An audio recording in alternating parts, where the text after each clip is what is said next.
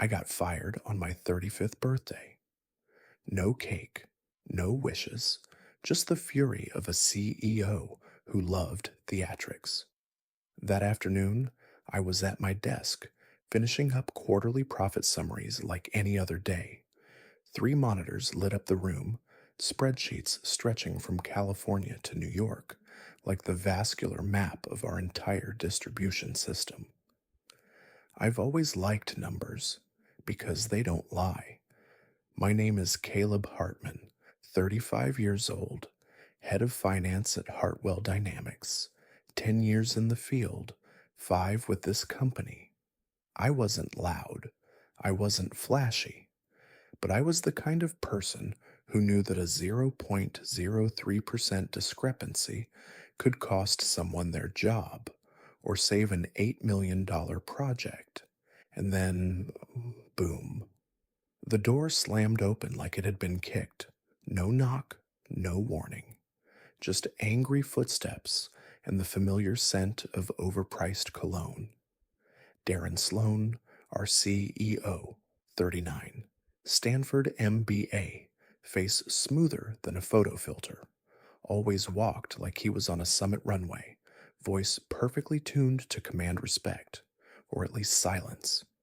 He strode in and tossed a thick file onto my desk. It slid to the edge, nearly falling off. Caleb, we need to talk. Now. No hello, no eye contact. Just an order, wrapped in a glare colder than our central server room. I pulled my hands off the keyboard and swiveled my chair.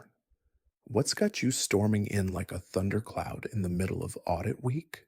I asked, half calm, half sarcastic. Darren didn't laugh, didn't sit. He stood there, arms on hips, chin lifted, like he was used to commanding boardrooms where no one dared interrupt. The board has agreed to restructure the executive team, and to be blunt, you're no longer a fit. No longer a fit? My heart missed a beat. I raised an eyebrow. Are you saying I'm being fired? He shrugged like it was just a spilled coffee. Call it what you want, he smirked. You're too safe, Caleb. This company doesn't need someone good at arithmetic. It needs a leader, someone who takes risks. Ah, yes, his favorite word, risk. The same guy who fired 3 seasoned department heads just for not clapping enthusiastically enough during his cost cutting by doubling workload speech. I looked him dead in the eye. What about the 14% growth last quarter from the campaign I proposed? Do you remember who pitched that first? Or have you already rebranded it as visionary leadership? His brow tightened. I'm not here to argue. Of course not, I nodded. You're here to end things. Inside, I almost laughed. After 5 years working under him, I thought I'd seen all his moves. I was wrong. I didn't expect this. Cheap, cowardly, straight out of some CEO power play manual for men who fear confrontation. I took a breath, my palm resting gently on the desk to keep from flinging that folder back in his face. So that's it, I said. No warning, no review, nothing. Just a clean and clinical ending, classic Darren Sloan. He shrugged again and turned to leave. Good luck with what's next, I said evenly. You'll need it, more than you know. I don't know if he heard me, but I heard it loud and clear, the door slamming behind him and something inside me shifting. I didn't say anything as Darren walked out, just stood there, watching the door close behind him like the final beat of a scene he'd carefully staged. No anger, no outburst. But something inside me cracked, not because I lost my job, but because of the way they chose to erase me. No warning email, no performance review, Not a single constructive conversation beforehand. Just a cold, surgical dismissal wrapped in corporate buzzwords, like I was nothing more than a rounding error outside the margin. In that silence, I thought back to one June afternoon last year. I'd been in this very room with Darren and the strategic planning team when I warned that our Eastern Europe expansion was moving too fast. I'd presented three detailed risk reports, data backed, specific, crystal clear. Darren just laughed, folded the binder shut before even flipping to page two. Caleb, you always see the risk. I need someone who sees opportunity. The room laughed with him. And 3 months later, we lost nearly $1 million in logistics when the partner contract collapsed. He brushed it off like nothing had ever been said. I should have seen it then, but I held on to the hope that results would speak for themselves. I wasn't made for corporate politics. I had no interest in showing up in every company photo or throwing hearts on every email thread. I just did my job, often better than the person whose name signed the final approval. But to someone like Darren, that only made me a quiet threat. People like him don't want competence, they want players. People who know how to smile at the right moment, say yes at the right time, pour the wine when the mood calls for it. That wasn't me. I believed that if a system was broken, no PowerPoint deck or overpriced dinner could fix it. Maybe that's why I had to go, because I wasn't easy to control, not malleable, not useful in the way they needed. Darren once said I lacked fire. I've thought about that line more than I care to admit, like many decent people do, wondering if maybe they were the problem. Lacked fire? Or maybe I just didn't believe in burning others down the way he did. I returned to my desk, opened the drawer, and took out the small photo of my father, standing among factory workers, sleeves rolled up, smiling like he meant it. And I remembered something he used to say: you don't have to expose them. Just wait long enough, and they'll show themselves. I slipped the photo into my blazer pocket, then looked around the room one last time. My father, George Hartman, was never the kind of man who wanted to be on stage. He once told me, you know a good leader when he's the last one to leave the room, after listening to the people who are heard the least. He built Hartwell Dynamics out of an old warehouse on the outskirts of Salt Lake City with 4 engineers and an overheating printer. When I was a kid, he used to bring me along on weekends, not so I could play, but so I could witness how an organization was built on trust, not capital. I remember sitting under the conference table while he negotiated our first client, a small retail business in Nebraska. He didn't wear a suit. He didn't use slides. He just drew on the whiteboard and looked them straight in the eye. We won't be the cheapest, but if something goes wrong, we'll still be here when it does. And they signed, not because of the features, but because of the man who said them. My father didn't have an MBA, but he had a kind of reliability no business school could ever teach. In his world, value wasn't measured by how many times people applauded you, but by who would call you when something broke at 2 a.m. When he died of a stroke, I was 29, and the company lost its soul. Darren Sloan arrived just after the funeral, welcomed by the board like some corporate savior. His resume was flawless: Stanford, McKinsey, a trail of buzzwords people love to hear during transformation season: efficiency, automation, lean operations. At first, I didn't dislike him. I told myself maybe I was just being nostalgic. But then I watched the exodus begin. Mr. Frank, the first systems engineer my father ever hired, was removed from R&D because his compensation no longer aligned with performance.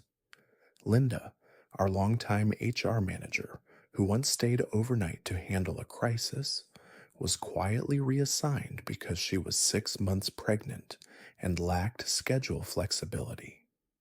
A tech team lead who dared to point out how Darren's resource model would burn people out. He was relocated to a satellite office 300 miles away. No explanation. I sat in every one of those meetings, silent, observing. I didn't object, not because I agreed, but because I knew objections wouldn't change anything. Darren wasn't the kind of leader who listened to reasoning. He only measured what could be counted, and people don't fit neatly into a spreadsheet. I remember Sylvia, the receptionist who'd been with us since before we even had a company sign, saying to me one afternoon as she packed up her desk, "Your dad, if he were still here, I don't think he'd let this happen." I didn't have an answer for her because I'd asked myself that same question more times than I could admit. But then something shifted. I realized if my father were still here, maybe I never would have had the chance to see who these people really were. His absence put me in the exact position to see the truth: who was loyal and who was opportunistic, who acted for the company and who performed for reputation. I began to understand some things only reveal themselves when you're no longer standing in someone else's shadow. And through it all, I stayed, not because I was trapped, but because I was waiting, waiting for the right moment, waiting until I understood them well enough to know exactly who no longer deserved a seat at this table, because I knew one thing with absolute clarity. George Hartman did not build this company just to see it turn into a stage for people who talk louder than they act. I still remember the sound of the wine glasses clinking that night, sharp, hollow, rhythmic, like applause at a ceremony where the person who truly deserved recognition was never invited on stage. Darren stood at the center of the room, black suit, red tie, one hand raised with a glass of white wine. The spotlight beamed straight down on his face like a silent headline. "This is the man who made it all happen." To Vision, he said, his voice just slightly louder than usual. To bold leadership and the courage to take the first step, congratulations to all of us. I stood a few meters away, next to the buffet table, where a server was trying hard not to let the tray in his hands tremble. One of them turned to me and whispered, "Excuse me, are you with the event crew or tech support?" I smiled and shook my head. "Neither. I'm just part of the backdrop." My team, 14 people, were scattered around the room. No one said a word, but the way their eyes shifted between me and the stage said enough. Why wasn't it him? If Caleb hadn't forced 3 deadline extensions, that system would still be glitching payments. But no one spoke aloud. Everyone understood that in the Hartwell of today, telling the truth too early only made you disappear too fast. I wasn't angry, not yet, but something inside me started to fracture, not because I needed the spotlight, but because of the people who stayed up until 2 a.m., running triple test cycles, fixing each line of code, calling clients to verify every process, They didn't ask to be seen, but they deserved to be named. And I, the one who led them for 4 months, wasn't just overlooked. I was labeled a technically solid engineer who lacks inspirational presence. I remember a leadership meeting a few weeks later. I proposed cutting 12% from the ad budget and redirecting it into customer care systems, something internal data had clearly shown would boost repeat business. Darren closed the folder, looked at me, and gave a tight smile. Caleb, here you go again with your fix what's wrong mindset. What we need is to amplify market visibility, not react defensively. 3 weeks later, he pitched the exact same strategy to the board, rebranded as post purchase experience nurturing. I sat there and said nothing, just tapped my finger on the table once, twice, like a countdown to something quietly unraveling. One night around 10 p.m., I stopped by the tech floor. Tom, the systems engineer, was still debugging an API thread. He looked up, tired but focused. Caleb, he said, you don't have to stay. I know, I replied, pulling up a chair beside him. But people only call you uninspiring when you inspire them in ways they can't control. Tom let out a tired laugh, but it was real. That's when it became clear. Darren didn't just want me out of the spotlight. He wanted me boxed into a role he could manage. Skilled, quiet, compliant. Someone who'd never ask for anything beyond the next task. And the most dangerous thing about me, I had influence without needing a microphone. So I kept working, stayed late, fixed every invisible crack in the sales flow, but I also started taking notes, not with emotion, but with precision. Dates, times, emails, who said what, who took credit, who stayed silent, who cleaned up the mess when the wrong decisions were made. Not to complain, but in case I ever needed to prove I had been here, that I had seen everything. I didn't stay at the company because I was overlooked. I stayed because I knew a piece of my father still lived on in the people trying to keep this company meaningful. And if I left, that piece might disappear too. I couldn't let that happen. Not after something built with sweat and integrity was at risk of being reduced to a handshake and a hollow speech. That morning, I didn't set an alarm. 35 today, the kind of milestone where people throw parties. I just wanted a quiet day. But at 7:12 a.m., my phone rang. The name on the screen, Mr. Whitaker.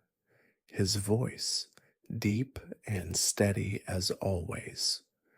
Caleb, George left something for you. You should come in. I didn't ask questions, just pulled on an old shirt, made a cup of black coffee, and drove to his office, a brick building tucked between glass towers in the new business district. It hadn't changed in 20 years. I'd first walked in here with my father when I was 13. I never understood back then why he kept a personal attorney even after the company had a full legal team. Now I did. Mr. Whitaker didn't say much. He opened a drawer and took out an envelope sealed with dark blue wax, the same kind my father used for personal documents. My hands trembled slightly as I broke the seal. Inside was a handwritten letter, the firm, unmistakable script I knew by heart. Caleb, if you're reading this, it means you've reached the age when I believe you're strong enough to see things clearly, not just with your eyes, but with your judgment. I've never doubted your ability, but I wanted you to have enough time to understand people, to see who stays honest when they think you have nothing, and who changes their tune when they learn you're the heir. Enclosed is the ownership confirmation of 88% of Hartwell Dynamics. The trust activates on your 35th birthday, as it just has. You don't have to use it now. But if one day you realize the company has strayed too far from the spirit it was built upon, take it back, not for me, but for those who still believe decency is something worth preserving in this world. I folded the letter slowly. No tears, no shock, just a deep silence, the kind that comes not from having nothing to say, but from too many truths hitting at once. Mr. Whitaker slid another file across the table: legal confirmations, notarized documents, trust agreements signed over 6 years ago. The shares have been kept completely off the record. Your name doesn't appear on any public report. The structure is sealed. They won't know unless you choose to tell them. I leaned back in the chair and looked out the fogged window. The world was still spinning, but somehow I had just been returned to the center of my own axis. Why didn't he tell me earlier? I asked. It wasn't aimed at anyone. Whitaker gave a faint smile, something wistful in his expression. He once told me, if Caleb's truly ready, he won't need the shares to be heard. But if the day ever comes when they take his voice away, this is how he gets it back, not with rage, but with law. I sat there for a long while. For years, I believed that if you worked well and did the right thing, recognition would follow. But my father knew better. He knew the world doesn't reward fairness. So he left me a path for the day I'd be pushed aside. And now I stood at a crossroads. One path led to revenge, swift, loud, and satisfying. The other to patience, letting them destroy their own illusion piece by piece. I chose the second. I told Mr. Whitaker, I won't act on it yet. I want them to think they've won. I want to see how far Darren goes when no one's in his way. He nodded, unsurprised. Then I'll wait for your signal. I took the file and walked out of the office. The sun hadn't broken through yet. The sky was pale gray, but inside I felt clarity, as if someone had carved a path straight through a wall I once thought was solid. From that moment on, I was no longer just the overlooked employee. I was the man holding 88% of Hartwell Dynamics, and no one knew it. Not yet. The meeting was scheduled for 9 a.m. I arrived 15 minutes early. No one stopped me at the front desk, not because they knew what I was about to do, but because they thought I no longer belonged here. They were half right. The conference room door was slightly ajar. From outside, I could already hear Darren's voice, steady and confident, through his wireless mic. And with the current strategy, we can raise our profit margin by 4.2% without restructuring the internal system. I pushed the door open and stepped in. 12 heads turned in near unison. A few stares froze midair. A few eyebrows rose in quiet surprise. Darren was the only one who didn't stop right away. He was still gesturing toward a multicolored graph on the slide, hand sweeping like a conductor in the final act of his performance, until he saw me. Caleb? His voice dropped half a pitch. This meeting is for the executive board. I know, I said. Walking calmly to the table, I opened my briefcase, pulled out a folder, and placed it down, keeping my tone even. I'm here as the controlling shareholder. I now hold 88% of Hartwell Dynamics. The oxygen seemed to vanish from the room. 1 second, don't two. Then the murmurs spread, like a ripple touching every corner of the table. Darren marched toward me, both hands planted on the table, his voice low and tight. This is a joke? I didn't shrug, didn't smirk. You know I've never been good at jokes.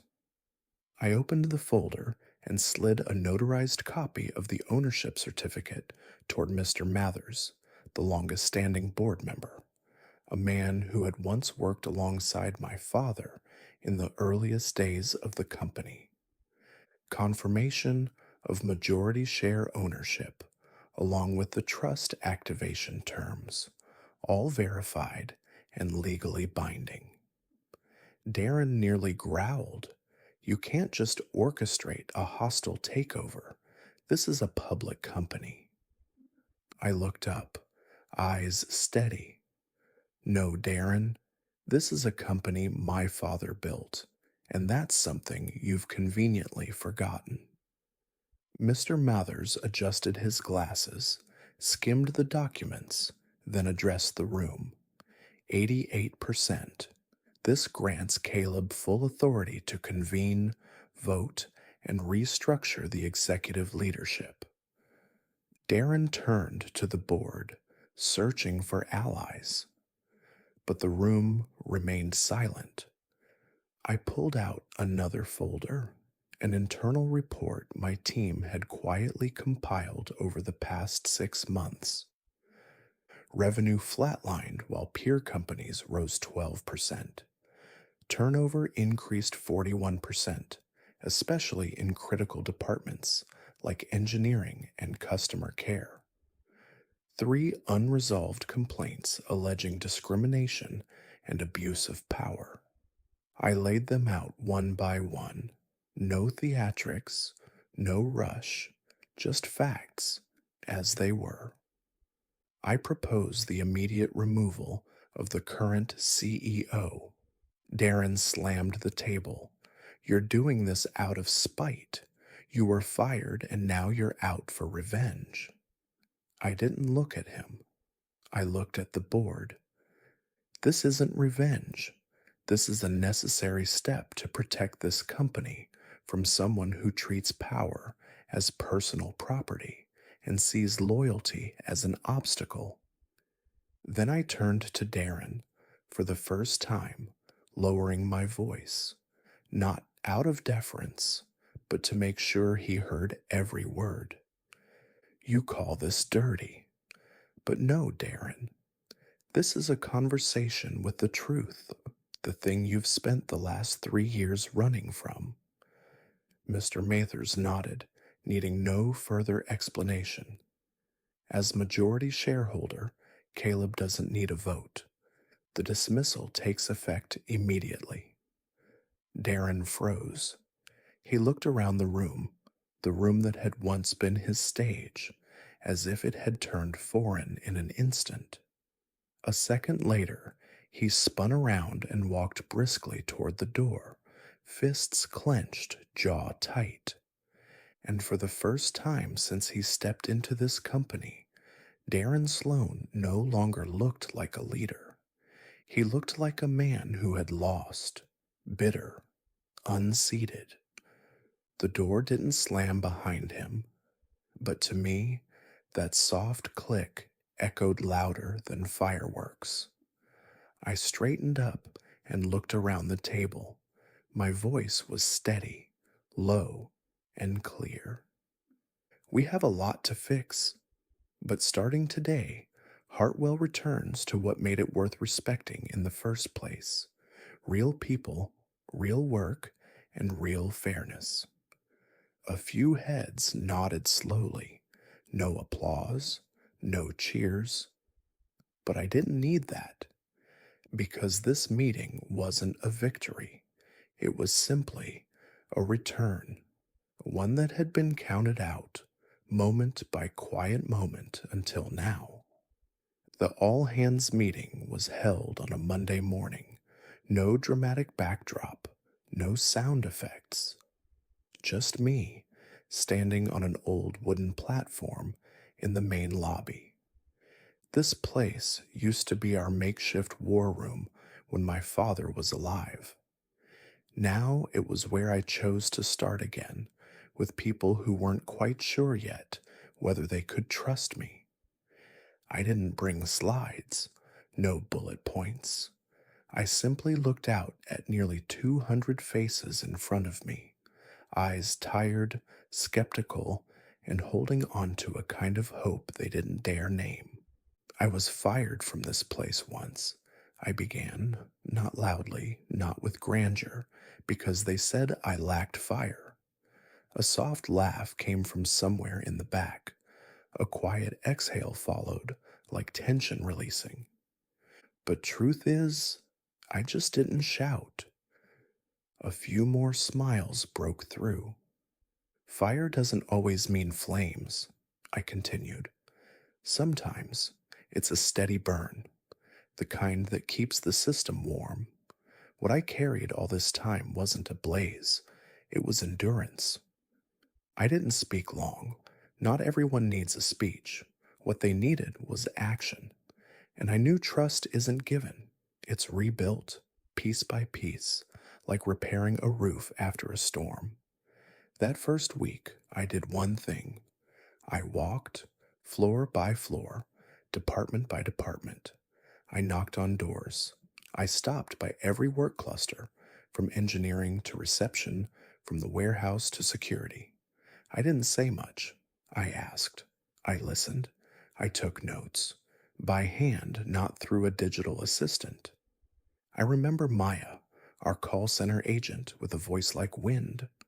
I asked what she thought about the new automated customer surveys.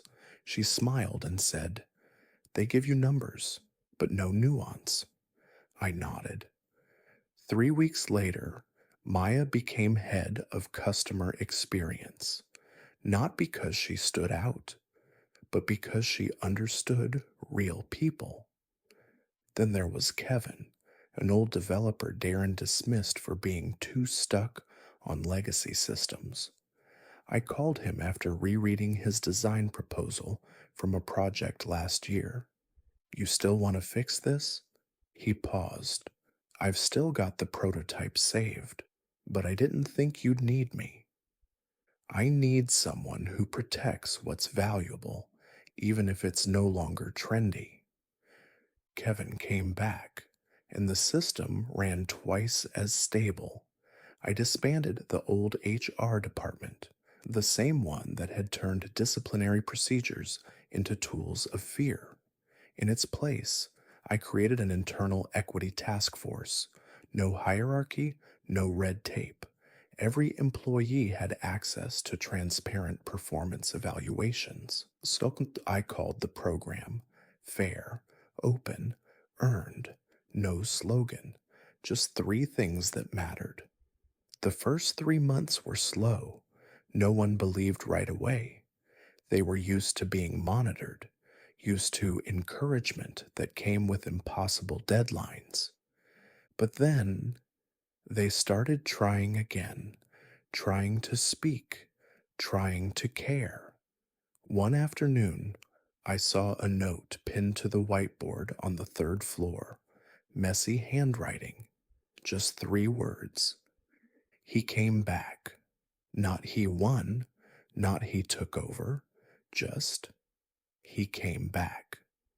It wasn't a victory, it was a return. 1 year later, revenue had grown by 28%. Retention hit 93%, the highest in company history. But the most important change wasn't in any report.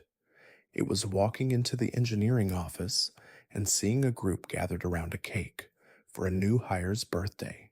No organizer, no morale officer, just real people, genuinely laughing together. I stood behind my father's old desk. the same one I sat at as an intern, once trembling over a miscalculation in a quarterly report. I looked out the window. The city lights flickered like the heartbeat of something that had come alive again. I placed my hand on the worn wood and whispered, "We did it." Not because I flipped the boardroom table, but because I held on to the one thing the world keeps mistaking for weakness: patience, kindness, and the courage to return without the need for revenge. If you're hearing this, chances are you've been called not sharp enough, too quiet, or not leadership material. Maybe you've stood in a room full of people and felt like you didn't exist. Maybe your work was claimed by someone louder. Maybe you were overlooked while someone else got credit just for making noise. I get it. I used to be that person, and for a while, I believed maybe they were right. That if I didn't sound like them, act like them, maybe I wasn't good enough. But here's something no textbook teaches: the loudest voice isn't always the one that's right, and the person raising their hand the most isn't always the one with true vision. Sometimes, the person keeping the company running is the one no one notices. The one quietly holding a team together is the one who never talks about themselves. If that's you, don't change who you are just to fit the mold of someone who lacks imagination. They may not see you, they may sideline you, but the truth is, people like you are what keep this world steady. And if one day they underestimate you, push you out of the very room you helped build, don't react out of anger. Step back, observe, build better. And if the time comes, return, not to get revenge, but to rebuild everything they broke. Because the kind of return that's built on real value is always the one that lasts. Thank you for listening. If you saw yourself in this story, share it with someone else who's walking the quiet path. And if you're still waiting for your moment, let me just say this: don't rush. Your time is coming.